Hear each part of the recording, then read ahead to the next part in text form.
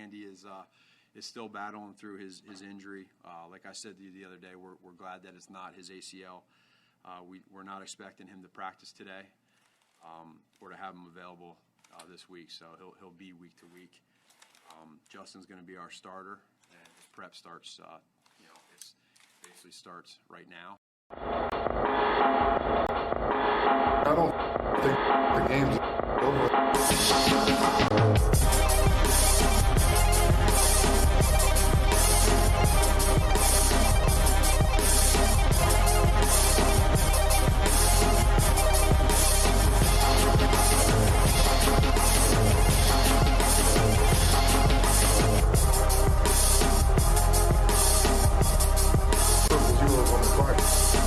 Welcome into Triple Zeros. I'm your host, Josh Buckhalter. This is the Anti-Hot Take Sports Show. Because the game's not over until the clock strikes Triple Zeros. Be sure to follow me on Twitter at JoshGBuck. Hit up the Facebook page, Clocker Sports website, clockersports.com. Email address, clockersports@gmail.com. And, of course, you can follow the show on Facebook and Twitter at 3zerospod. It's the number 3, Zeros Pod. That voice you heard was one head coach of the Chicago Bears, Matt Nagy, discussing the plans for quarterback for the Bears this weekend when they take on the Cleveland Browns in Cleveland. But we'll get to that in a second because we got some other stuff that we have to talk about. Before we actually address that, there was a game, as you know, record this on Thursdays. First and foremost, I'm out here getting aside from myself. This is the 2-year anniversary of Triple Zeros. I'm going to have to add in some crowd noises in post. And this is the 23rd of September. Was the first night that I recorded the podcast. So, small celebration just for that. Might throw the old intro in there for post too. You never know. Got to keep on your toes. But yeah, man, big stuff. 2 years flew by. Honestly, last year with the pandemic and everything being shut down, it's just like a blur. So like, I remember celebrating the first year, but like this past year just kind of flew on me. So, I mean, it is what it is, man. Happy to do it. Happy to still be going and hopefully keep going. But that being said, like I said, we got to get into some football talk because there was a game tonight. The Carolina Panthers took out the Houston Texans 24-9. And the score honestly does not tell the entire story of how lopsided the game was. Houston is lucky that Carolina's not that good yet. Not sure what Sam Darnold is, if he is that guy or if he can be that guy, but I do know that he works for Matt Rule and what Matt Rule is trying to do. He wants to pick you apart. He's very, very comfortable matriculating his way down the field and getting it that way. What I do wonder, though, is when they do face those upper echelon teams, those top tier teams, how much will they need somebody to make a play? Now, Darnold has some playmaking ability, but he does not display it. He hasn't displayed it consistently. So we'll see if Rule is able to get it out of him. But for the most part, it was a one-sided game. Darnold, 300 yards, no touchdowns, but he did run 2. So there's that. Whatever. Go figure. Now, the significance about him running 2 is that the Panthers lost Christian McCaffrey early in this game. I want to say second quarter. It could have been first quarter, but I think it was second quarter. He went out with a hamstring injury and was reportedly ruled out immediately. They showed him going into the blue tent. He remained in the blue tent for a while, then walked back into the locker room very slowly. And like I said, he was ruled out immediately. The problem with that is when it happens very fast, tends to mean it's going to be something significant and will likely knock him out the next week. Now, in his absence, Chuba Hubbard went 11:52. Just for you fantasy guys out there next week because the game already happened, so now you got to wait.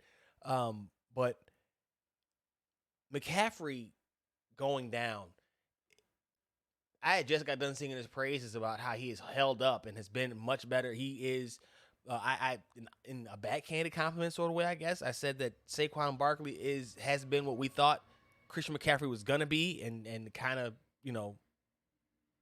flipped the roles there a little bit.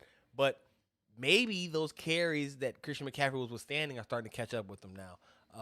He dealt with knee injury. He got tore his ACL last year, so he was out for last season. And to come back now and kind of did like a little high step and just was out, and that was it. You hate to see it, but again, with him, Barkley, look how Zeke has looked He looked a little bit better last week, but there's still been questions about who's the better back down there in Dallas. We'll talk about that a little bit more in a second. There's just so much evidence. Look at where Leonard Fournette had to go somewhere else to be, utilized properly. Taking these backs high is just, it's as much as you want to see a return of the run game, because I do like the way the run game looks when it's clicking, but I can't even begin to justify taking a running back high in the draft. Top 10, I damn near want to say not even in the first round. They just, the mileage that you get out of the position is not good enough. It just isn't. And not only is it that, it's so, I don't want to say easily replaceable, but you can piecemeal yourself a workable run game, workable ground attack, especially if a lot of your passing attack is short dink and dunk passes to the running backs, screen game, shovels, all that kind of stuff. So without McCaffrey, for a little bit, they looked like they were kind of hamstrung. They figured it out and got to rolling on Houston. We'll see what happens to them going forward, how long McCaffrey's out, how they handle it if he is out. For Houston, though, the score belies how I guess David Mills played in his Davis Mills, whatever, quarterback Mills. I hate to do that to people's names. There's just nothing there. There's no there. Brandon Cooks had a big game, 9 catches, 112 yards. But between Mark Ingram, 6 carries, 21 yards. Phillip Lindsay, 7 carries, 5 yards. David Johnson, 2 carries, 11 yards. Like, what are you doing? What are you doing? This is a bad roster. So there's not much to take away. It was a pretty boring game for most of the night. The 24 points kind of just popped up on the screen, to be honest with you. Like, I was watching it, and, like, Carolina looked like they were doing their thing, but nothing was happening. And then it all kind of happened at the end there with just the defense beginning to collapse around Mills and things breaking down further. So not much takeaway. Carolina is now 3-0. First time in Sam Darnold's career that he gets to say that. And the Texans are now 1-2 with a lot of questions, because honestly, this is just a wayward franchise right now with a lot of questions in the air. Deshaun Watson, facing all of those lawsuits, is not active and probably won't be active anytime this year. I believe they said that his deposition is not till like next year, sometime next January. So that's probably a done deal that he won't be playing this year. So it not much to take away, but it was still an interesting, entertaining game for at points. Just you hate to see injuries like McCaffrey, and then they also lost cornerback J.C. Horn, their first-round pick in this year's draft. So hopefully those guys will both bounce back quickly. Not what you want to see, but the Panthers didn't need either one, so hopefully that too played a role in not seeing them for the rest of this game, especially McCaffrey, because the hamstring thing, you just don't hope that doesn't linger, because, man, that's tough. That is certainly a toughie. Moving around the rest of the NFL, though, we got some other news before we get into our game picks this week.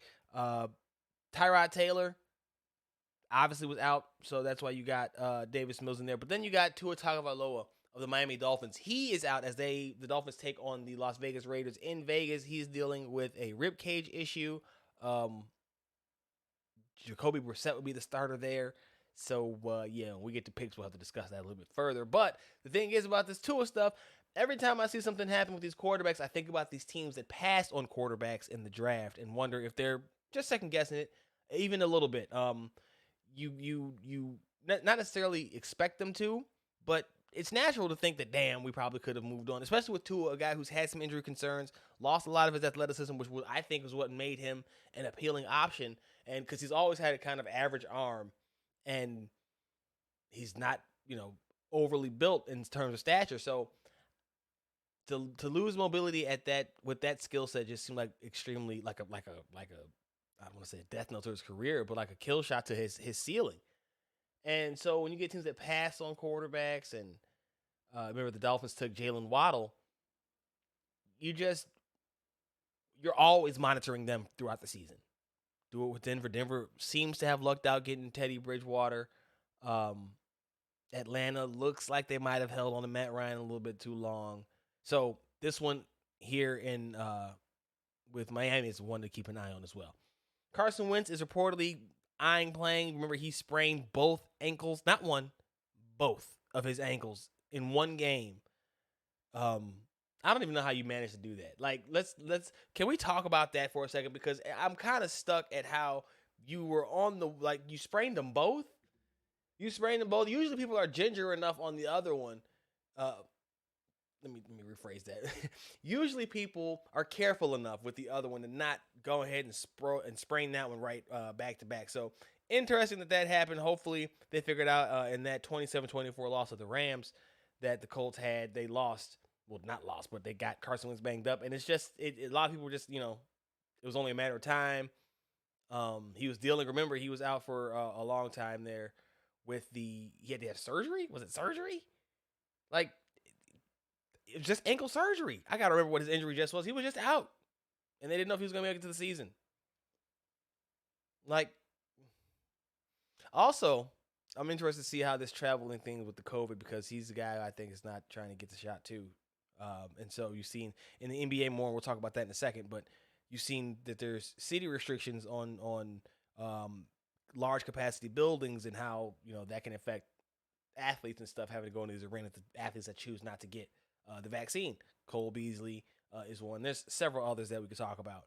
But again, that story's more for the NBA. We'll talk about that in a second. Now, back to the matter at hand. The Detroit Lions are reportedly looking to trade Jamie Collins. If you recall, they went from Matt Patricia to Dan Campbell, but Jamie Collins followed after they had he's just another Patriot guy that they've tried to bring over and make work. And I honestly can't say that I see it happening, because for some reason, when you leave the Patriot system, you leave your football skills. No, I'm kidding. But they do draft kind of specifically for what they want guys to do. And so when those guys leave, you naturally see them look a little less efficient, less effective, because they're just not in a system that they've been in since they were drafted, first and foremost, but also a system that's not as good. And then also a system that they weren't picked for. They were signed for it after the fact, but it just doesn't work that way. So, you just got to, you wonder, this is Kyle's second season in Detroit. They're looking to trade him already. Now, this wasn't a Campbell pick, but they're saying they're going young, and then they're signing Josh Woods off the Bears practice squad. It's just, it's Detroit. It's Detroit. When the deal for Matthew Stafford, Jared Goff on Monday night, they were close. It was a tight game. They were doing things with the Packers. And then Jared Goff fumbled on 3 possessions or back-to-back possessions, something like that. My gosh, I actually tweeted out about it during this Thursday night game. Sam Darnold had back-to-back possessions with fumbles. I said he's doing his best Jared Goff impersonation. So you can't trade pennies on the dollar. And this really what this brings me back to, and I'm going to get to it again in the NBA, but this brings me back to how some organizations are really just glorified farm teams, period. That's just how they operate. That's just how they exist. That's what they are. They are there to maybe bring in that good talent and let them develop in a lesser pressure situation, right? And then those guys flee for the big market, for the major cities, for the major areas, for the big teams, and honestly, you can't blame them, because there seems to be a limit to how good small market teams can be. That's what made a team like the Spurs so special. Again, we're crossing over sports here, but you get the idea. I'm not even sure the population of New England, of Boston. Well, Boston's massive, so let me take that back. I'm stopping right there. We're done. Not going to talk about that. But that's what makes it such what makes it special when you get the small market. And you don't see it. And honestly, that's my part with Chicago sports. Again, I'll talk about that in a second. But that they operate like smaller market teams despite being market 3. So whatever. Still getting sidetracked. Don't want to keep doing that. My point is, Detroit looking to trade Jamie Collins at just a year after signing him in free agency. Not good.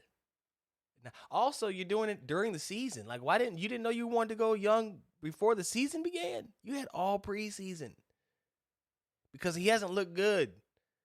So now you've diminished you've hurt your own return by letting people see him. Some teams are destined to be glorified farm systems. Rob Gronkowski, who's been on a tear to start the season, had the clarified comments he made during the Manning cast, the broadcast of the Monday Night Football game with Peyton and Eli Manning, in which Gronk basically said that he doesn't study the playbook. People just were kind of up in arms at that, so much so that Gronk felt the need to actually come out and issue, not necessarily an apology, but a clarification, saying that he does indeed study his playbook. And here's what's funny to me. First of all, I don't think he should have had to do it. I don't think he should have done it.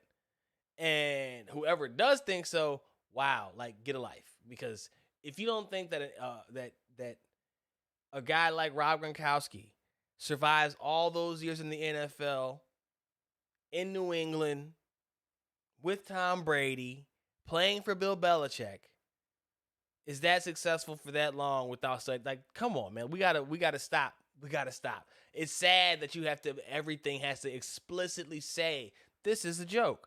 This is sarcasm. Like, I get the sarcasm thing with text, right? I see a lot on Twitter. You get the /S. I've had to do it a lot of times. The LOL, you gotta make sure you put LOL in the text so people know that you're not being serious.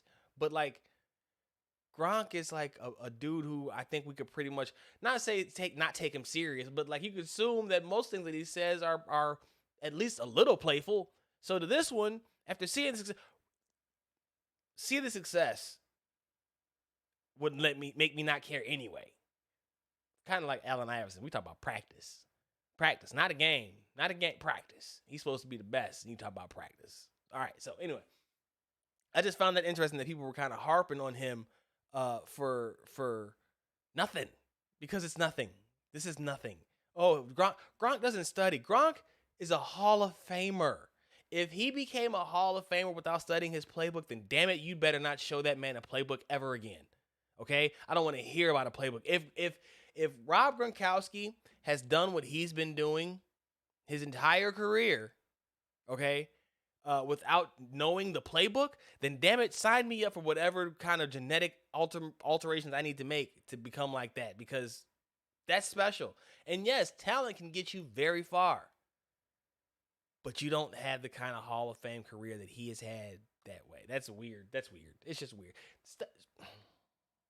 It's still football. See, here's the weirdest part about it, because if nothing else, you have to think that Gronk is a football dude, right? He's a football family. Got like 4 brothers and all of them play football, right? Like NFL level. Football family. If nothing else, you have to think that he would be able to study football. He's getting paid millions for it. It's his job. He clearly has got a passion for it. It's in his blood. Like, what? That was weird. And it's all because he said something. Don't apologize for that, Gronk. Don't apologize. Why'd you apologize? Why? I don't like that. That was stupid. Not on him. I get why he did it. Just stupid for people saying that you have to it's basically treated like you have to be serious all the time, especially with him. Ow, I'm getting riled up again because it bothered me, because I was like, why is he apologizing for this? Did people really take him serious? People really thought that a surefire first ballot Hall of Famer, right, in the discussion for greatest tight end ever, and there's many people who will tell you it's not a discussion anymore, okay? This is the guy that you're trying to tell me didn't all right, okay, fam, whatever you say. Well, sure, Jan, sure. Anyway, let's get on to some game picks, shall we? The Titans will be hosting the Indianapolis Colts with Carson Wentz on that banged-up ankle. I am tempted to say the Colts could actually do it, but again, with that banged-up ankle, Titans, man, they found the formula against the Seahawks. Derrick Henry came alive thanks to my fantasy team, and I just see them taking down the Colts here. Pass rush, maybe it wakes up and gets after Carson down there in Music City. Is that in Nashville? I think they're in Nashville. I know they're in Tennessee. Anyway. G-Men hosting the Atlanta Falcons. A lot of people are going to say that the Falcons should win this game. I'm going to say the Giants take it. I have more faith in their defense and Daniel Jones making enough plays, particularly with his legs, to get that done. I told you last week that I think Jones favors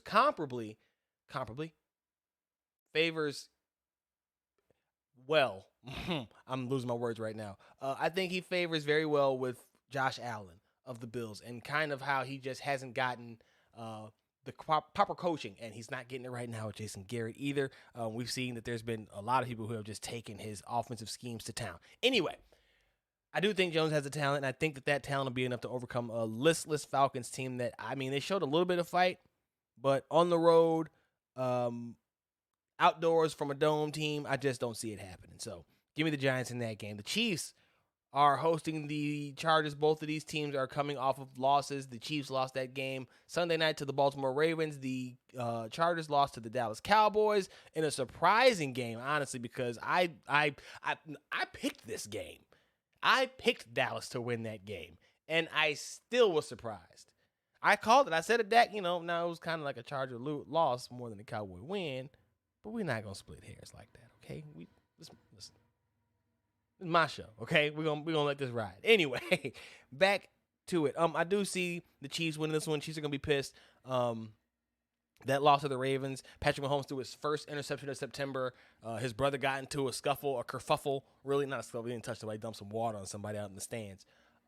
And Mahomes had to address that. So I can see an ornery Chiefs team coming out here and trying to make a point, put a statement out there. But the Chargers aren't going to go away, and they're going to put up points too. So high-scoring game, but I do think the Chiefs come out on top. The Steelers hosting the Bengals. That's going to be the Steelers' defense. And honestly, I got to check out what's going on because I'm very much out of the loop. But that defense, with or without T.J. Watt, is still ferocious enough to get after Joe Burrow and that really depleted offensive line. And I don't want to say even depleted, but just not good, okay? They're not a good line right now, and that is still a team trying to find its way. Now, I will say that their receiving core is deadly, and I like Mixon, but somehow it doesn't seem to work out all the way. So we'll see what they can do against them if TJ Watt isn't. I'm looking it up now. I'm having trouble finding whether or not he's going to play. I'm going to assume he does. And if he does play, then the Bengals have no chance at all. The only chance that they have is to spread them out. And what I will say this, though, their Cincinnati's defensive line can put some pressure on Big Ben, who's a sitting duck in the pocket, who's also dealing with a pec injury, so he might not even make it out there. We have to wait and see. Anyway. And can put up points because they have three receivers who are deadly and a deadly running back. So it might be a better game than expected, but I do think that the Steelers ultimately come out on top, especially if TJ Watt is healthy enough to go for that one. So next game up, we have the Bears at the Browns. And before we get into that, not before we get into that. Justin Fields making his first start. Andy Dalton dealing with that bone bruise in his knee that he got trying to look like Justin Fields. Pulled up on the sideline and is now out week to week per his head coach, Matt Nagy. One thing I'll say about this. Once you unleash the rookie quarterback, good or bad, it's going to be tough to put him back in the bag. Unless he goes out there and it's terrible. And even then, I would argue you just let it happen at this point, because if he does bad and you pull him, you risk not ruining but shaking his confidence. Now, Fields is a guy who I think is supremely confident, but you don't want to foster any type of negative energy for him if you can help it, right? You can't help what happens when he goes on the field. If he's going to do it anyway, let him learn from those mistakes, let him go through it. And honestly, that might be the best way to go about it, because Justin Fields said something during his press conference that I think kind of leads me at least to believe that if they want him to be the best that he can be, you have to, now that you're putting him out there, let him stay out there. Here's what Justin Fields had to say. This one particular part that stood out to me so much in his entire press conference and lets me know that there's no turning back now.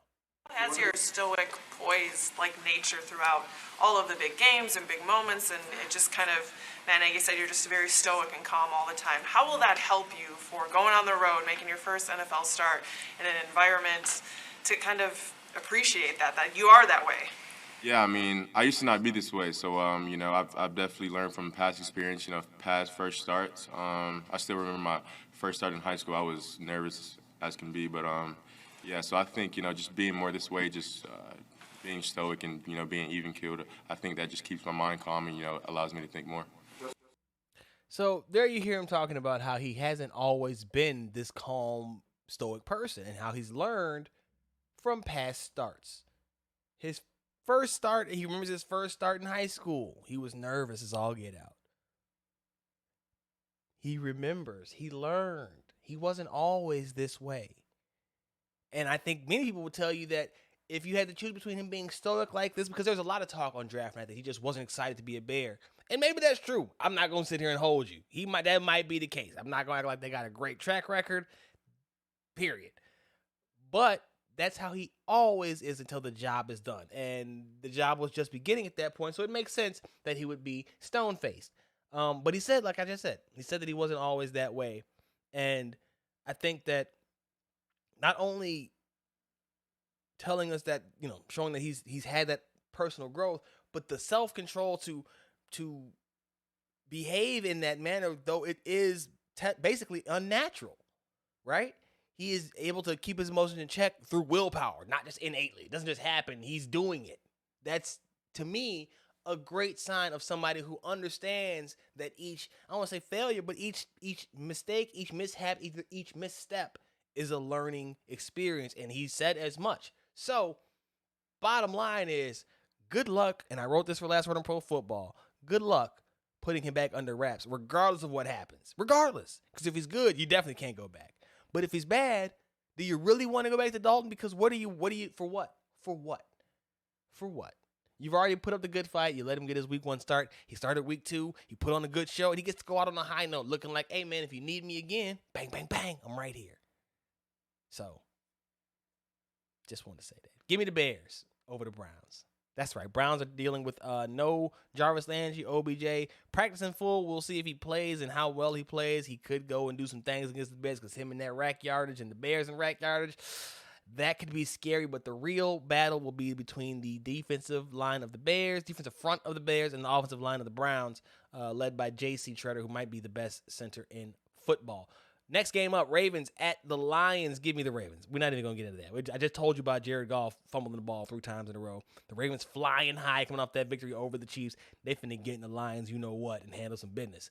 Pats hosting the Saints. Give me New England. Jameis did not look good last weekend against the Carolina Panthers, and that defense is not what the Patriots are, especially when you have to travel to Foxborough. So give me the Patriots, and if I'm fantasy players, I might be fading Alvin Kamara this week because he just has not run the ball. He hasn't looked good through 2 weeks. That'll change, but I don't think it's changing this week because that's the only guy that you have to focus on with no Michael Thomas around to take pressure off of him and Jameis Winston. So, next game up, Cards at Jags. Give me the Cardinals. Jaguars are listless. They are terrible. We're on Urban Meyer watch right now. He says he's committed, but they all say that before they ultimately bail.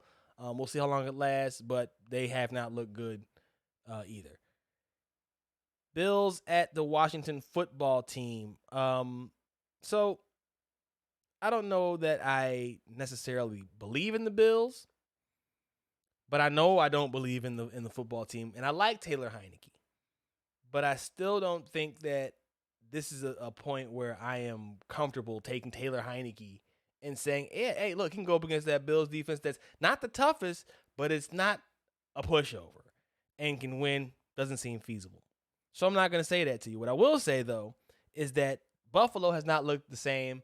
They need a running game outside of Josh Allen, a consistent running game to take some pressure off of Josh Allen and the defense to have to carry them each and every week.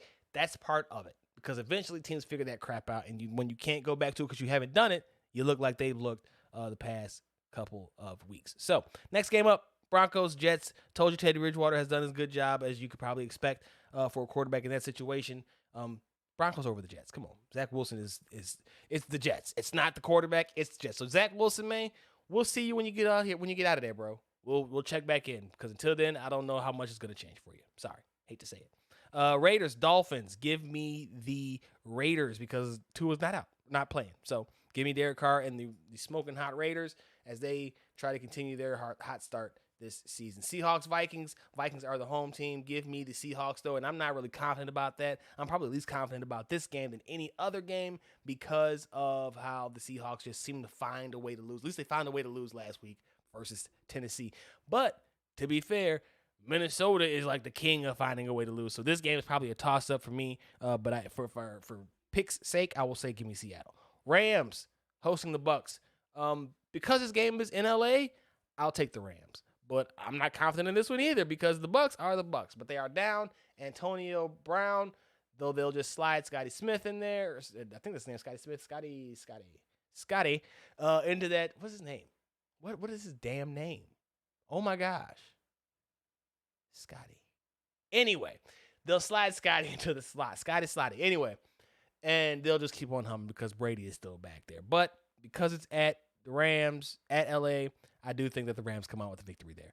49ers hosting the Pack. Rodgers has got a really bad record against San Fran and on the road in San Fran, so we're going to go ahead and go with the Niners there.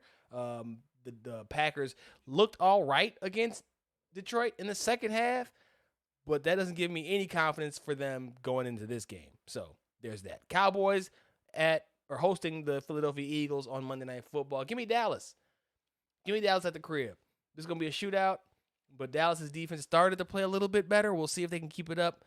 Philly's defense, not so much, but Philly's offense was humming last week against Atlanta. So we'll see what happens here with Dak takes on Jalen Hurts. That should be a shootout too, though. So that should be exciting. Those are my picks. I'll put them in the comments. And I got to compile the record, man. I did much better last week than week 1, so I'm definitely putting the record up in there. I'm not trying to hide that. You know how that goes. Anyway, moving right along, let's switch gears real quick and wrap up with some quick NBA news and notes. Reportedly, Kevin Durant nixed a trade that would have sent Kyrie Irving to the Philadelphia 76ers for the embattled point guard forward Ben Simmons. Simmons is not showing up to training camp, will be holding out, is willing to incur fines until he is dealt. If you recall, he passed up a shot late in the playoffs against the Atlanta Hawks, who subsequently eliminated Philly from the playoffs, and now everybody's been turned on Ben except for apparently Doc Rivers, who's trying to kind of soften the blows of him not committing to Ben after the game. All of that is to say this. Look, Ben is probably not getting traded, but for KD to nix a Kyrie for Ben trade, I know why you got Kyrie, but I think that a Ben fit would have been nasty between Harden and Kevin Durant. But okay. So where does Ben go? Minnesota's been rumored to be pursuing him, but you can't trade D'Angelo Russell because they're friends. And Russell is also friends with Towns, which is why you got Russell in Minnesota in the first place. And you damn sure ain't trading Anthony Edwards. You're not trading Towns. How does that work? You don't have the picks because when you get them, you're not going to be bad enough to make those picks count. And then if you trade in those pieces, are you going to be good enough to compete in the West? Does it go to Portland for CJ? Because we know Philly wants Dame. There's a lot of questions to be asked, and we'll have to keep exploring as the year goes on. And then you have the stories with Minnesota and Cat being disgruntled. So then why would Cat want to stay? He probably was telling Ben, you don't want to come here. Reportedly, Ben wants to go to Golden State. There's rumors of Cleveland get involved. Denver could be offered Michael Porter Jr. This is something that's going to be evolving until the season starts, which is less than a week away. By the next time that we meet, the season will training camp will be underway. Next time we meet. So we're getting close. Zion is pissed off out in New Orleans. Scathing. Is that scathing? Does that count as scathing? The Times-Picayune, New Orleans Times-Picayune released an article talking about how disgruntled he's been with David Griffin. It's all bad. But this creates an opportunity for the Hawks to capitalize. So check that out tomorrow on Friday morning. Soaring down south. This may be the Hawks' best opportunity to strike, or maybe coming soon, rather, to strike and land Zion or Cat. So that's going to do it for this episode of Triple Series. Be sure to follow me on Twitter at JoshyBuck, Facebook page Clocker Sports, website clockersports.com, email address clockersports@gmail.com. Of course, follow the show on Twitter and Facebook at 30spod. That's the number 30 and pod. And of course, read the stuff. Last Word on Pro Football, Pippin Ain't Easy, and of course, Clocker Sports and Soaring Down South. Until the very next time, you already know what it is.